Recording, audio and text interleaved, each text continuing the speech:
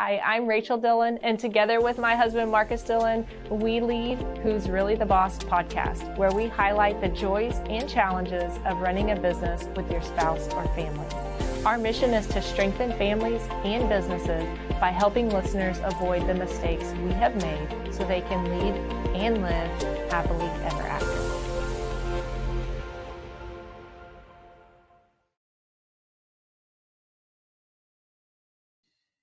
Welcome back to another episode of Who's Really the Boss podcast. Hey, thanks for having me back.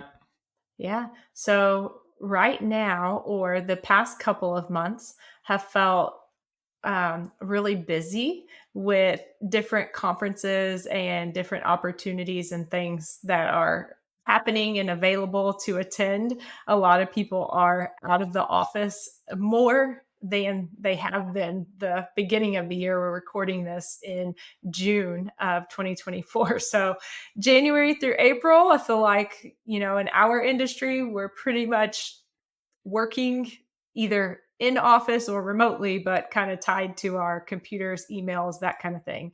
And then right after April ends, starting kind of May through June, a lot of opportunities to go out and learn new things, see new vendors and technology, and hopefully get together with friends during that time as well. Yeah. We kicked it off for most, the event that we had at the end of April in the Woodlands.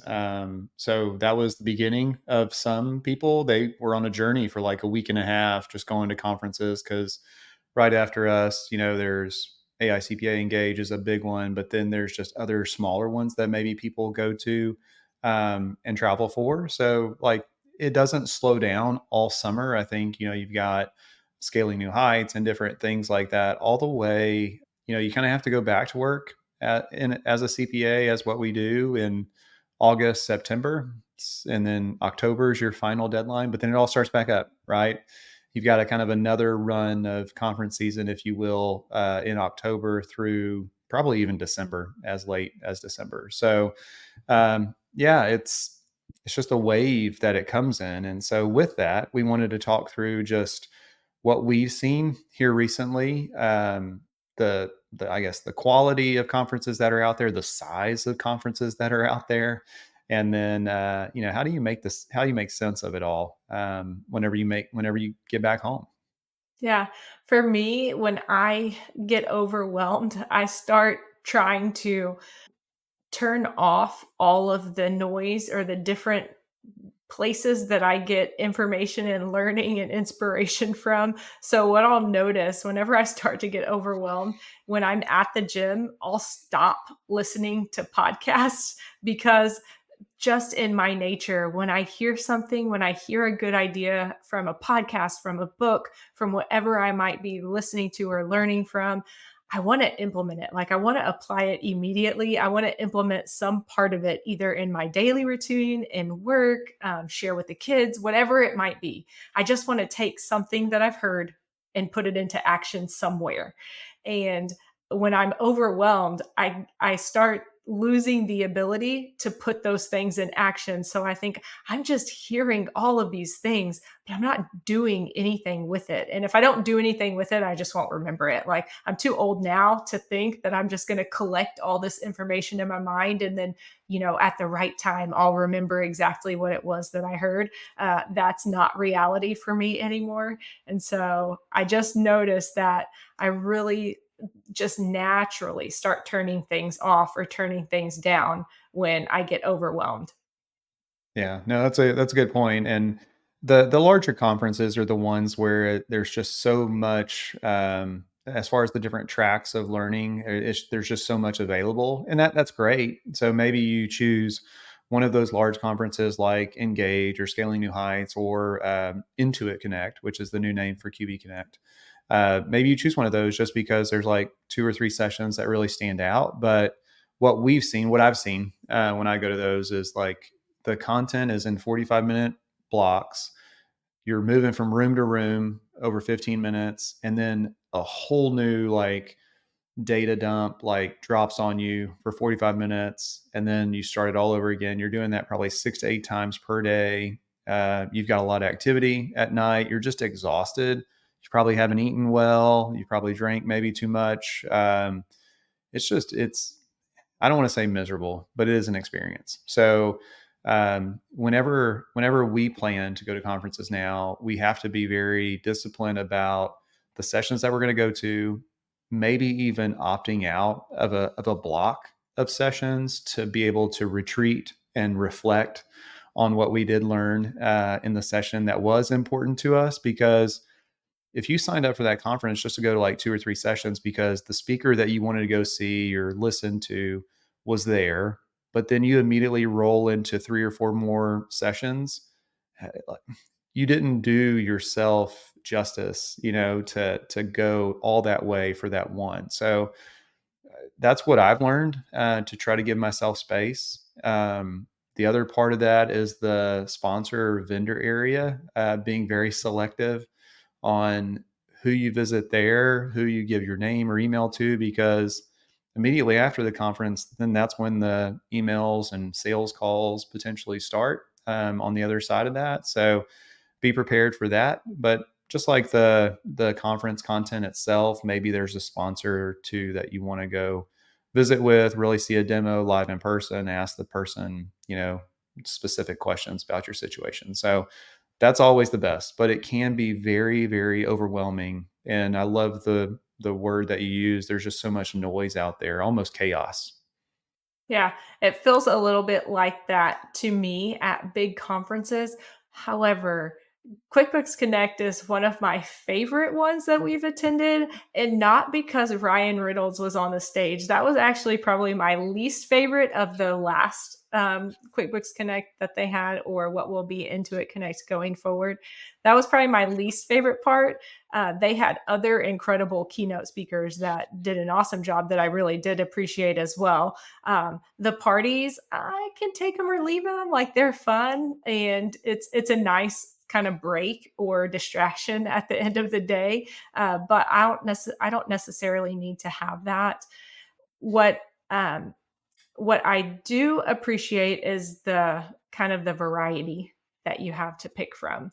What is hard for me is when I'm sitting in one session, by probably the last 10 minutes, I'm already thinking about, am I going to have time to go to the bathroom or get a drink in between? Where am I going? Do I know where the next session even is? Is there going to be a seat? I don't want to sit in the very front, and I certainly don't want to stand in the back. So my mind is already distracted when I'm in that type of environment.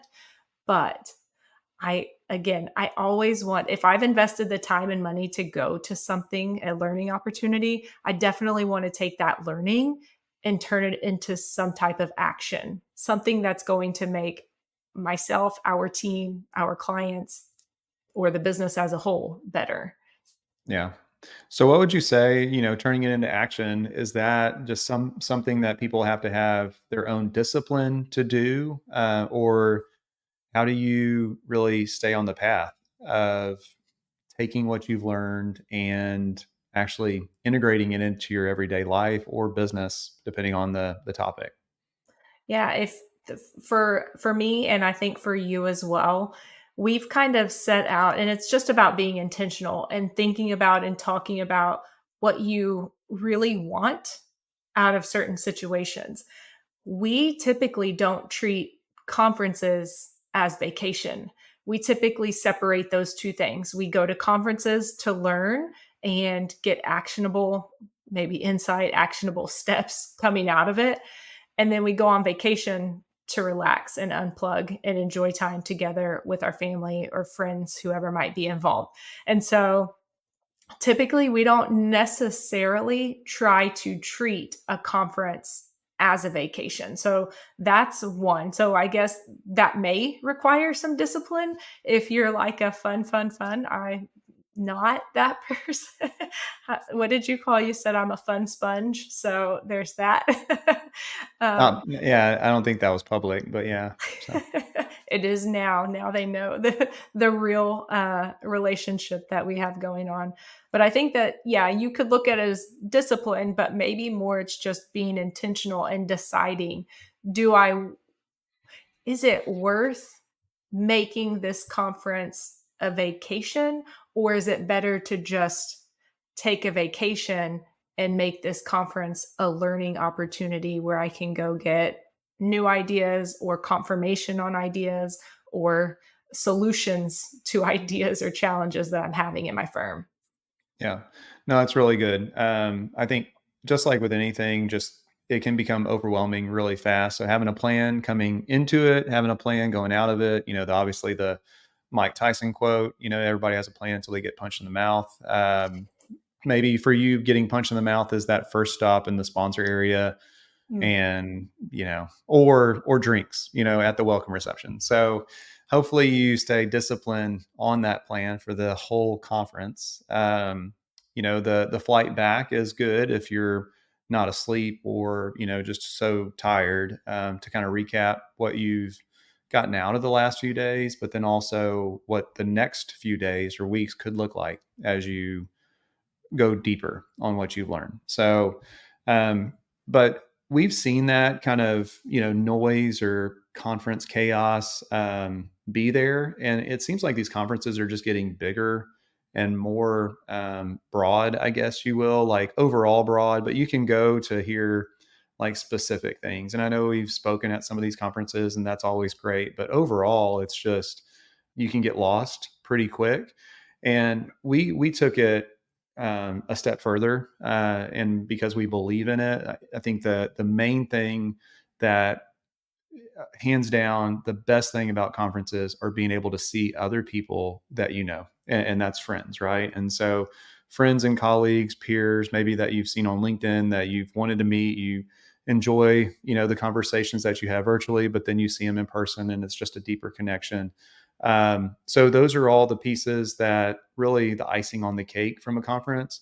And how do we started asking ourselves, like, how do you get the best parts of that conference in a different setting, in a smaller setting? And that kind of that led us to ask the right questions to then come out with the event that we had in April, which we've covered before, like what that was. But then plan ahead for like what's next, and the events that will be in November for DBA.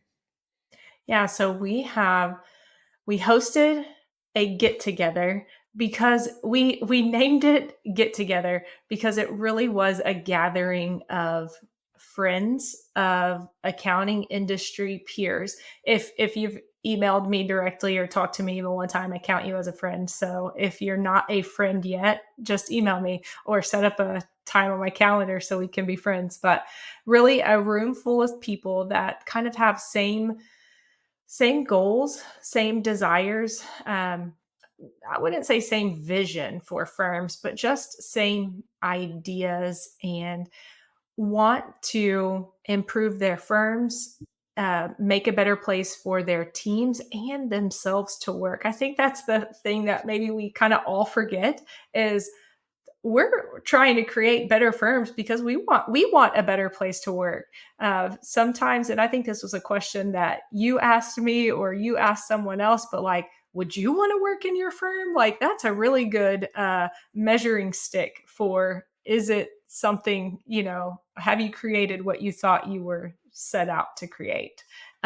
So yeah, that's really good. So our event was small. Only I think we had 70 total people in the room, including our team and the attendees. And so we enjoyed that so much. The attendees took away a lot of ideas and action steps to move their firms forward.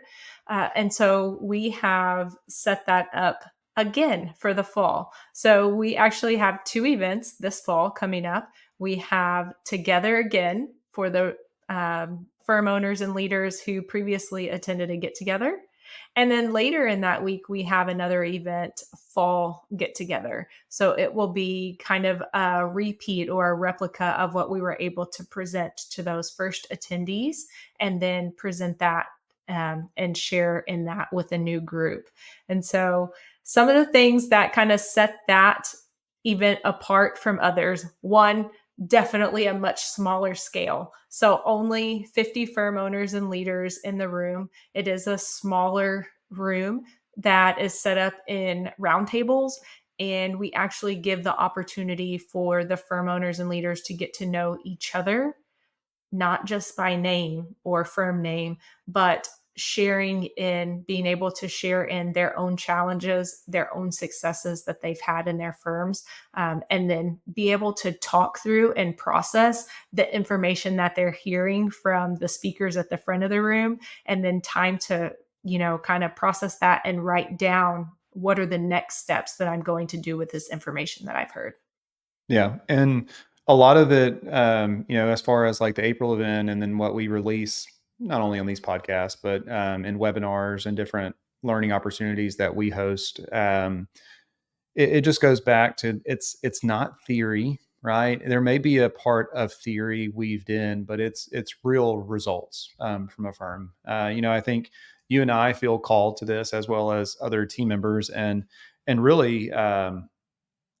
We're most qualified to help the person that we used to be, right? And so we used to be that legacy firm owner. We used to be that burned out tax professional, and that's who we speak to a lot of times. And so, given our experience, we felt like, hey, we have a voice in this, and take a little bit step further. And here's how we can do it, instead of in one-on-one situations, actually do it with a group of people. And we've set that at an intimate group of people in one room, with roundtables, with a lot of downtime in between, as we've mentioned before. So that was our solution to the large conferences that get really overwhelming really fast. And we know that the best conversations, the best parts of those conversations, are what happen during the in between. Yeah. So we actually call those advanced study sessions in our conference or event. Advanced study session, if you just take like the initials or the acronym from that word, that wasn't intentional whenever we set that up. So we won't shorten that. So the advanced study sessions are definitely set up for those attendees to kind of take it into a smaller discussion or conversation again and kind of talk through. On a previous episode we recorded, we said we talked through with our team optimist and pessimist, where team members were paired up and they had to come up with like two positive things about what they just heard and two negative things. It forced people to talk about it. This doesn't necessarily force people to talk about any negatives that they heard, but it definitely allows them to bring those hesitations or reservations, concerns, or even challenges like, yeah, I tried that, but this was my roadblock. And they're able to present that to a group of, five or six other leaders and say, have you guys experienced this? How have you overcome this? What could I do differently? Yeah, and it is a safe space. So we've created, our community, or our room, so to speak, in this situation with other firm owners and leaders. We try not to have an overwhelming majority all from one firm. We actually cap it at two per firm, if at all possible. That way, it's not, the same firm being represented over and over again. We already get a lot of that with DBA being represented, maybe from the front of the room on specific situations, but we want the collective experience of everybody that's in that room. And sharing is caring, so we want to make sure that if someone's gone through a situation that didn't work out for themselves, that they feel comfortable enough to be vulnerable and share about that situation, because they're amongst friends. They're sharing in that. And the other side of that is, if they've seen some wins, same thing there. Like, there's more than enough work to go around, more than enough team members to go around. So, like, what is working for them? Like, what's the secret to their success? Because, like, you can gain so much experience through other people, and avoid, the trauma that comes with negative experiences, or take what they've learned and then implement it into your business and have just a greater ROI. And that's honestly, like, that's what we believe in. That's why we have these conversations and do what we do, is obviously so we can have people avoid the mistakes we've made, or get additional return on the things that have worked for us. Yeah. It's funny that the relationships that are built, they're pretty open and strong from the get-go. It seems like people who just meet, by the time they leave that, they have someone that they would feel comfortable calling or emailing after the fact to share with or to even ask questions of. And I think part of that comes from our transparency and not standing at the front of the room, or our team members standing at the front of the room and presenting a perfect story or painting a perfect picture. We definitely talk through all of the challenges, and the reason that we would make recommendations or suggestions is because we lived through the pain of whatever that challenge may have been. That gives people just the permission to share like that within their table groups, to share like that at lunch, at dinner, kind of after the fact, after the conference has ended, that, oh, I don't have to pretend that my firm is something that it's not. I don't have to pretend that I'm something that I'm not. Like, this is a safe space. Everybody's good here. And we're all trying to figure out different things. And the awesome part of that is different strengths within the room that people can tap into. Yeah. And what we've done here lately, and then what we're creating is just where people can share knowledge and those experiences in situations or atmospheres where it's not threatening. I think we've kind of recapped that really well. You mentioned something today which, some people may see as a negative, but the exclusivity that comes along with being in those rooms, I think, is something that I'm not ashamed of. I think that is just me personally. There's a certain level of polish that I like to everything, and that's why DBA is the way it is. That's why certain things come across, is because we do want to stand out as like we have our stuff together. And I love the fact whenever people do poke holes in things, that like it just gives us room for improvement on the other side of that feedback. But really, these rooms are also, kind of exclusive, which in today's world isn't always seen as positive. So let's peel back the onion a little bit on exclusivity and what that means.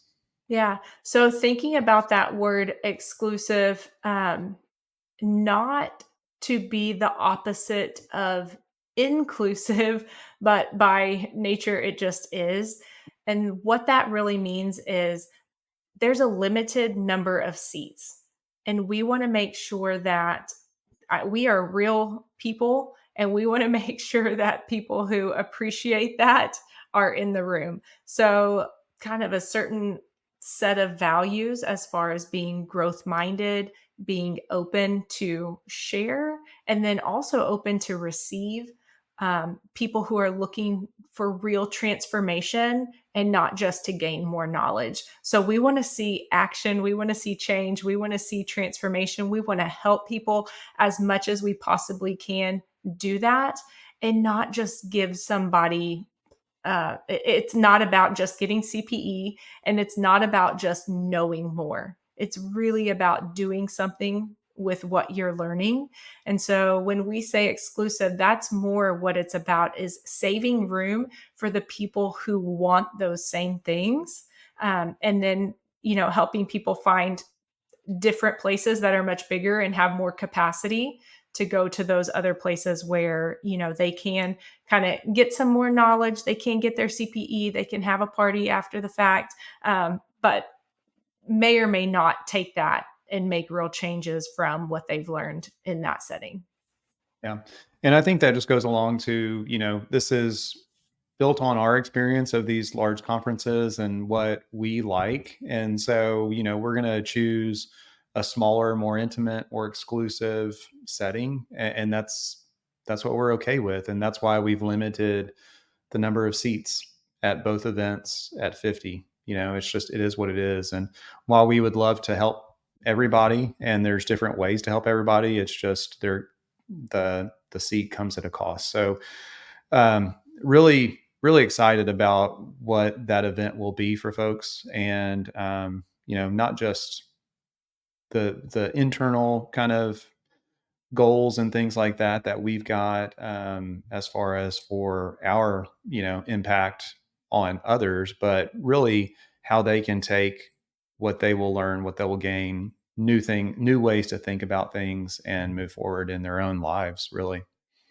Yeah. So, talking through some of the topics or what will be covered at Together Again and Get Together, we as DBA firm are always going to talk through strategy, structure, and software. So, let's start with strategy. When we talk about strategy, what does that encompass for an accounting firm and an owner or leader of an accounting firm?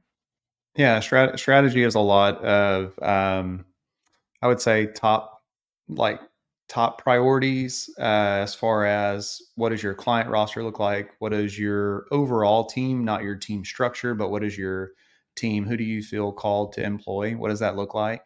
Um, who do you feel called to serve? Some of those easier questions as far as working on like ideal clients, which a lot of people speak on, but so few go anywhere after the stage. They want you to just take what you heard in 45 minutes and apply it really easy.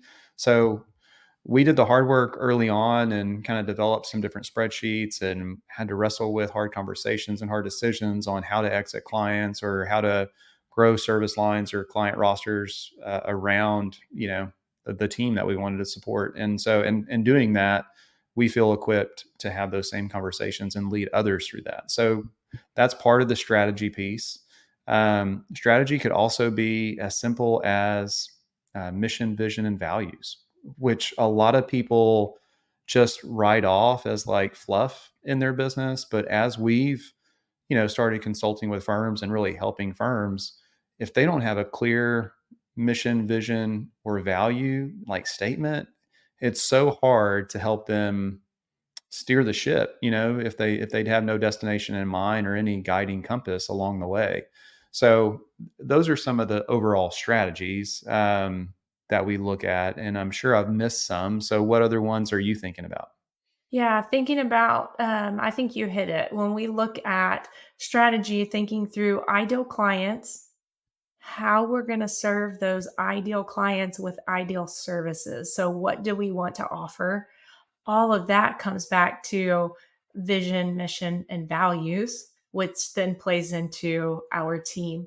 And then again, like you said, we never want to stop there. We don't want to tell you, stop accepting clients, fire or exit all of these clients with no plan of how are you going to build back a client base or build back revenue for your business.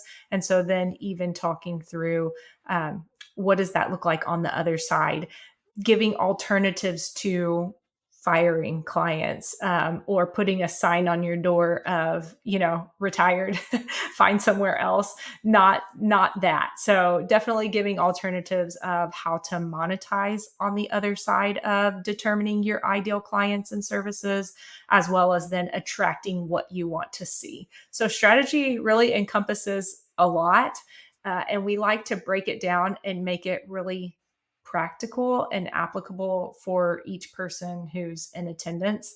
I used to listen to a podcast and it was fitness. It was unrelated to accounting, but it was called Where Optimal Meets Practical.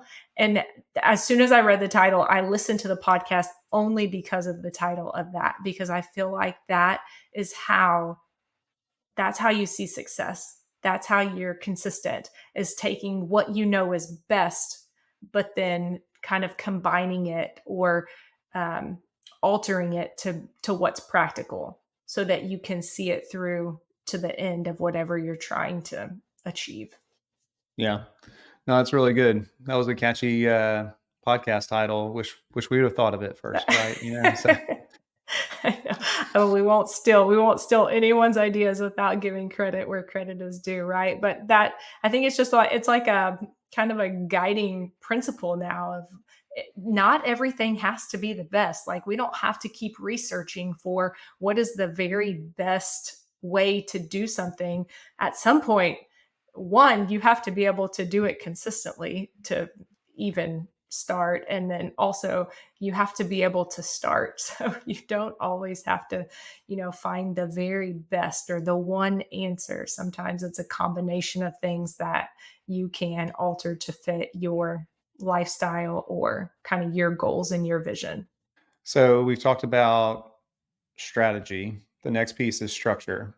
So when we think about like the three pillars within DBA firm, that next one is really around what's the structure of the business? Like, how are you serving clients? What does that team structure look like? And so part of that is the team of three model that we speak into, those roles and responsibilities of each team member, and what we've learned up to this point and what we're continuing to learn after this point. And so some of that comes in play with like the workload of team members, how we know they are balanced given those defined roles and responsibilities.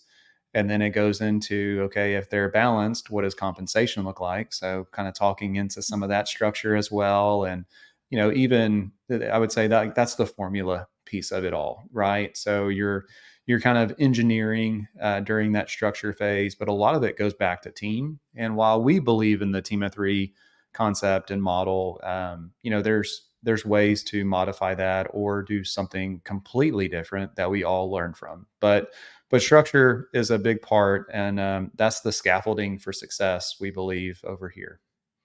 Yeah.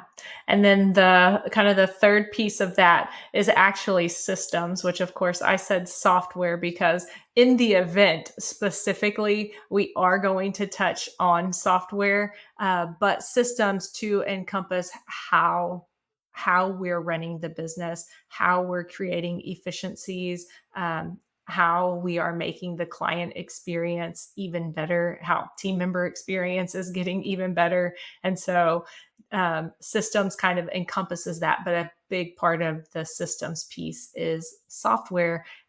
What are we using? How are we reducing the number of apps and programs that we use? That's always very apparent and sometimes feels almost embarrassing when we onboard a new team member and like we're rolling out the CVS receipt of the list of technology and softwares that we use. And so definitely always trying to reduce the number, but also to use each one to its fullest capabilities that make sense for our firm. We don't want to have these softwares that we just use one piece of it, one piece of 10 softwares when we could use four and use them for multiple things. Yeah, I think the software and app fatigue is a very real thing. You compare like our personal life and all the different streaming applications we have between Netflix, Amazon, or Prime, Hulu, Fubo, all that good stuff. Which go back to the olden days, right, of cable, or even further back with antenna. And you just that's how you survived, and you equate that to our firms, right, with the stack that we've now built. And does it make sense? And you go back to, I'm just going to go back to old school, like server in the closet with a local program and green sheets, or one specific accounting program. But we can't go back, much like we can't go back to cable or satellite, as that just wouldn't be a life worth living in my mind. So all that kind of gets pretty pretty crazy pretty quick, as far as just the number of options that are out there, as far as a lot of softwares can do similar things. So just which one's the best one, and much like the visual of putting the big rocks first into the limited amount of space. You begin with the big rocks, and then you fill in the remaining space with little rocks. So those big rocks for us are, QBO, our tax program, and just it kind of goes down from there, all the way down to some softwares that we may use just one off. And that's where we question, is that even a good solution? Obviously, one of the bigger rocks for us is Microsoft. We joke all the time that Microsoft is always going to win. And things that we're learning within teams, and how to map bank codes to teams channels through shared mailboxes and rules and all that good stuff, like, man, like that saves so much time. And if someone isn't talking about it, you're not going to get that data directly from Microsoft. So who do you go to for those different techniques? And we feel like if we figured something out along the way, we'll keep talking about it until like everybody knows about it and they're like, dude, we've already heard that. You told us last time. Then okay, let's move on. Let's go to the next. So that's just a lot of those systems that we talk about in place. And I would say what makes us unique a little bit, just our view on like vendor relationships, sponsor relationships. It goes back to like those rocks. We have some very important people that we are connected to in the software like systems world, and like that's who we partner with. And we try to not cause a lot of noise. So even at our events, like it's not full of people that want to sell you stuff. That's actually, if they're there to sell you something, they don't need to be in their room. Like that is, a safe space for us. So this last one in April, we had a couple of people that we trust really to the fullest extent possible. And, we may add an additional person to the next two rooms, but it's not going to get crazy. Like there's no need to. And I think that every seat or area that is taken by a vendor or sponsor, it's taken away from another CPA firm owner or leader. So like that's who we will continue to want to be near because, selfishly we're learning from those firm owners how to make DBA better and how to have more balance in life. And so those are always going to be how we side whenever we look at different relationships going forward. Yeah, something that I appreciate as far as the software conversation within kind of our group of peers within our events is the perspectives on how to use those softwares or what software to use, what's best, and just the fact that like we mentioned before, it's an exclusive room because the room is meant for firms from 500,000 to 3 to 5 million in revenue with team sizes 3 to 30. So we're looking at people who are pretty similar. But what also is offered there is what are we using in a remote first environment versus what are we using in person and what works better? How do you keep track of work and know what people are working on if they're working remotely? So that's a lot of questions that get answered and talked about for people who are considering that. I think a lot of people have tried that. Maybe they tried and want to try again, or maybe they just want to be in person. So they're not only getting this is what we use, we're in a remote environment, and I don't know what you should do. There's a lot of ideas in the room for people who work in both settings. Yeah, and just the world we live in, like, I think plenty of people have been polled. I think hybrid kind of work environments are going to be the norm moving forward. Virtual is you just have to have leadership that embraces virtual, and that's a little bit hard with the different generations that we now have mixed in the workplace. So maybe one day virtual will beat out hybrid. But as we mentioned in an earlier podcast, seeing people, in person is always great. For us, we've just chosen to do that a couple of times a year versus a couple of times a week. So, and then in office, all the infrastructure and everything that goes along with like the tech stack still needs to support people whenever they are working from home, if they're sick or if they have an extended leave or traveling. So all the options are there to kind of talk through. What I love as part of our journey is just people tapping me and asking, hey, me personally, like, what do you think a good solution is for our firm? I know that you use, let's say, Canopy to kind of run parts of your firm. And, I'll jump on a call. I jump on a lot of calls with people that are like trying to evaluate things. And this is just a way to get all of those people in one place. And that way I can say, hey, like, we use it this way, you know, so and so over here uses carbon another way, like go talk to them and then you can get kind of the best of both worlds and see what's right for your firm. And that's the trust that we've built over the years with the trust that we have with folks in that room. And we don't want a software salesperson to kind of confuse that situation by overemphasizing features and really just leading with sales. So those are conversations that happen a lot. The reason why partly we had that April event is just to consolidate those conversations. I think we were having so many one-off conversations around the team of three model almost weekly, a couple of Yeah. times per week in some situations where people were tapping you, asking you specific questions. So, like this event, the one that we just had and the two that are coming up, was a way for people to hear it all in one place, but then also hear it from team members that live it on a daily basis. So, we bring in our team to these events, and they're there, and that's almost scarier for you and I because people try to poach, even though we have a great team, a great culture. Like, good luck trying to find somebody that's willing to leave at this point. But I think that's the other thing with what we're presenting. We're being fully transparent about what's working, what's not working, where we've made mistakes in the past, and that may hit a little too close to home for some of those team members that are in the room. So I'm just as nervous in those situations, but I think it's a trusted room even from the DBA team that is there. And the great thing is the DBA team is the ones that are sitting at the tables answering questions, not you or I. And so I think they're really answering the what does this really look like for my team member, that has a name, that's a real person, that's back home, that wasn't able to come.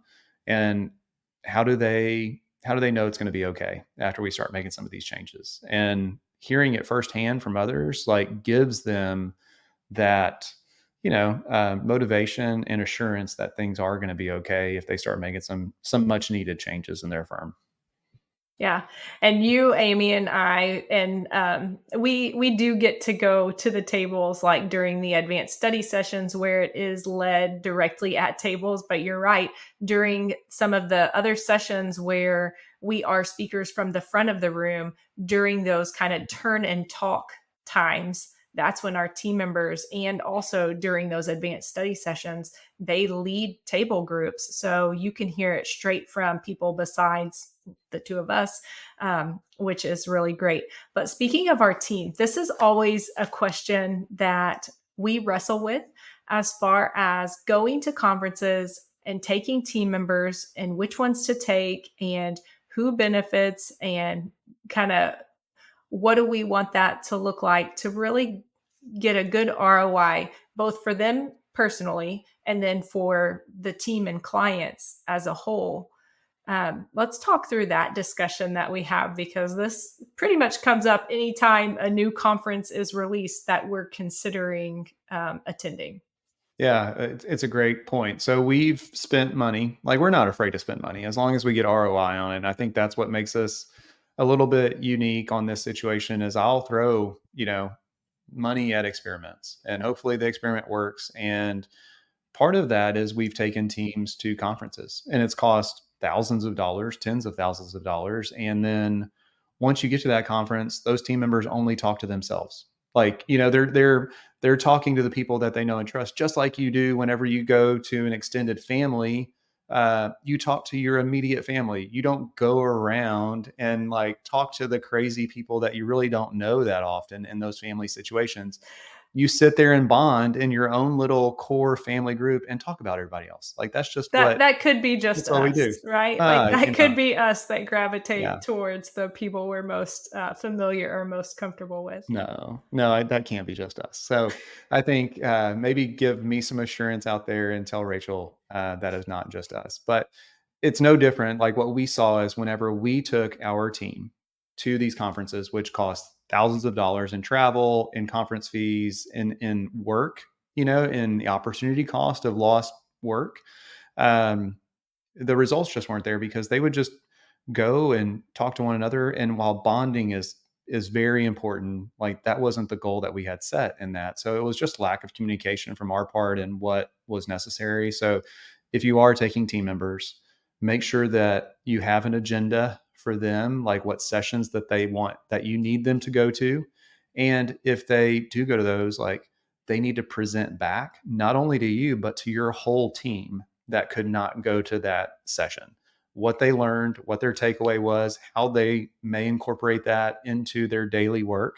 So, whether you go as a group or you send somebody, Like you parachute somebody into a conference, make sure you've sat with them to know exactly what they're going to go like listen to, and then what they're going to come back with, and then give them the task of presenting at a team meeting what they've learned. So that's a tip that we've learned along the way. The other thing that we've learned is we actually polled, our team and said, okay, if you had different options of learning, do you want to travel? Do you want to, do this in a virtual environment? Like what all options exist? And overwhelmingly, we were shocked on that because I think you and I like to travel. But what did our team say? Our team preferred either virtual or local um, CPE or learning opportunities. However, it was potentially unfair because we gave them that survey before they came to our get together event. And a lot of people wanted to change their answer after that get together event because of kind of the friends that they made or the network and the connections that they made in that room, because the information shared and they were sharing the information. This wasn't new. The information being presented in the event wasn't new to them. The information they were hearing from the table groups was new to them and very relevant, very applicable. And so they kind of changed their mind on that. So that's something also when you're considering is our team went to share and to learn. They didn't go to have the party the night after or meet people at the pool during the break or anything like that. That wasn't really a thought. They were definitely very focused and had like specific intentions and goals going into that setting. And so that was really important. But yeah, they said that they would rather do either virtual or local. The other part that we asked is do would they prefer a budget? Would they prefer a budget to be able to go and pick their own CPE or professional development? Or do they want us to come up with like a professional development tract with assigned courses and they kind of just do the checklist, check them off one by one, the ones that apply to their career advancement or their career goals. And so, on that, again, surprised, but maybe shouldn't have been after finding out that they mostly chose virtual or local. Majority also chose they would rather be told what professional development to take. I think on that, and then you jump in here, but I think mostly because they trust the opinion or the recommendation for that professional development rather than like try it and it wasn't good. And so Yeah. just they just want reassurance that what they're spending their time doing is actually going to help them in their day to day. Yeah. Well, I think part of it is you nailed it on the head like earlier.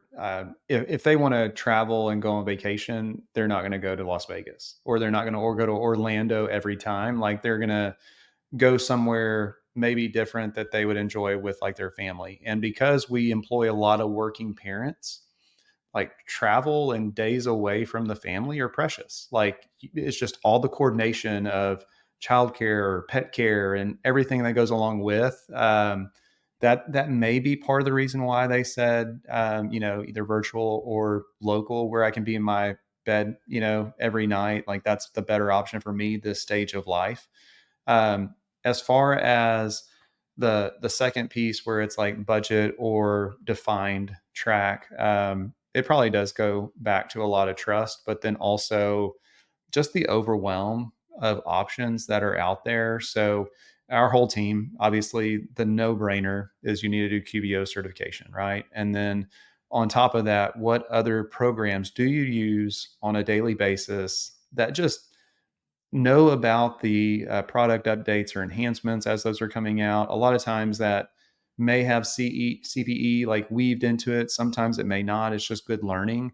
At this point, we could care less about CPE and the hours that go along with. We would much rather someone learn like the updates about Keeper and how that's going to like shave off 30 minutes of their day every day versus taking a 3 hour CPE course on how to do an S corp election that they may do 5 times a year. It's just so random, or not even 5 times a year. I give ourselves a lot more credit for that, like probably once or twice a year as far as an S corp election. But um, those are just the pieces that you have to look at, and that's the strategy behind some of those development. The other piece is I want our team to go out and learn from others. And so there are ways that you can send people to do some of the stuff like Jeannie Whitehouse is doing with her CFO program, or Dominique Molina with Certified Tax Coach. And I think those are the things that like bring that knowledge back. Like, our team is going to be much stronger because of what you are presenting, but then our client base is going to be stronger. Like, how do we weave this into what we do on a daily basis? So those are the pieces that, we're totally okay with learning from others because others have great ideas as well. So I think seeking just good education is a full-time job, and our team doesn't have that availability to do so. They 85% of their time is focused on client work, and the other 15 in a full capacity person needs to be kind of very defined on their education. All right. So let's close it out with, how do you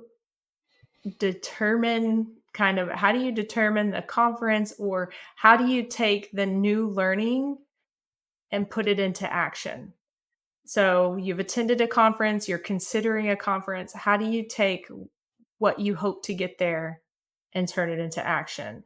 So I think if you're considering for team members, kind of what I heard, the first thing is determining what is going to be relevant to them, what area. If they don't do tax, they don't need to go to a conference that is majority focused on new tax learning strategies or updates. So that's easy. That's first, is make sure that the conference that you're choosing for yourself or for others aligns as very relevant to what you're trying to accomplish kind of in the immediate or the near future.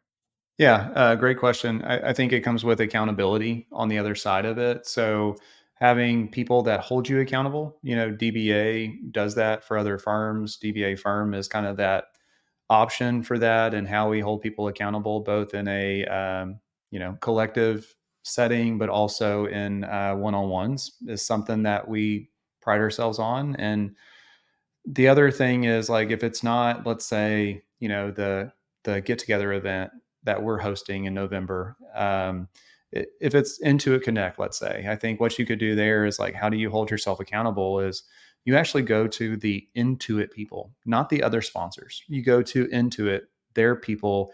You get to know your rep at that large company and begin a relationship with that rep, and then they are going to help your journey be that much better, to whenever on the other side, whenever you go home, if you've got questions about, issues that you're having, or learning tracks that they have within, like, we're still on into it, so like their pro advisor program, or just different releases that they're doing, you've got a point of contact. So in all of this, like, accountability is matched with people in my mind. And so go find your people. Like, that's it. And whether it's a software company, go find the people that are going to help you along the journey of use.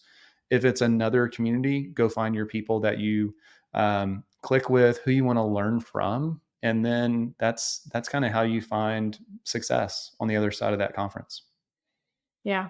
So let's put the accountability piece and make it real practical. Let's put it in like a checklist. So, first, definitely prior to the event, write down. So, define and document like clear goals and intentions for each individual who will be attending for that specific conference or event. Next, definitely check the agenda if it's available. I feel like they're almost always available ahead of time, and see which sessions align. Also, find out which sessions maybe are your backup, because sometimes they fill up and you thought you were going to go to one room and then you can't get into that room for whatever reason. So definitely have a backup. And then you mentioned talking with other people while you're there. Meet other people and share the challenges or your successes, because guaranteed those people will also chime in with what they've seen as challenges or successes. So I guess just be willing to share and to receive from people you didn't know prior. Or maybe you did know them, but you don't get the chance to talk with them on a regular basis. And then last, definitely take time to reflect and process everything that you've just heard and learned, and then put them into like prioritize next steps. That's going to be for me, that's key. If there are no actionable steps out of a conference, I don't know that I can say that it was a success. Even if that next step is just call this person or reach out to this company or something like that. But if there is literally like not a next step, that was a fun time and now I'm on to the next, I don't know that that was worth the time and monetary investment made. Yeah, and you mentioned 2 things, the time and monetary, but it's also the opportunity cost. I think about, like, on the other side of this career, am I gonna be, am I gonna regret, or am I gonna be thankful I went to that conference, or am I gonna regret doing something else with that time? So our first event, and again, these are gatherings. Names are neither here nor there, but these in the Correct. fall. Together again is for attendees, for previous event attendees to come back and go deeper into some of the topics covered at the first one. Then And that one's fall get one's about 60% full as of today. So, as like, of yeah, June, and this yeah, won't as of release for June. a while, so Yeah, it may not so be. And then fall get together has space for registration. So come if you need additional accountability besides that checklist. Bring another leader or key team member from your firm with you to help you process and put some actions in place going forward.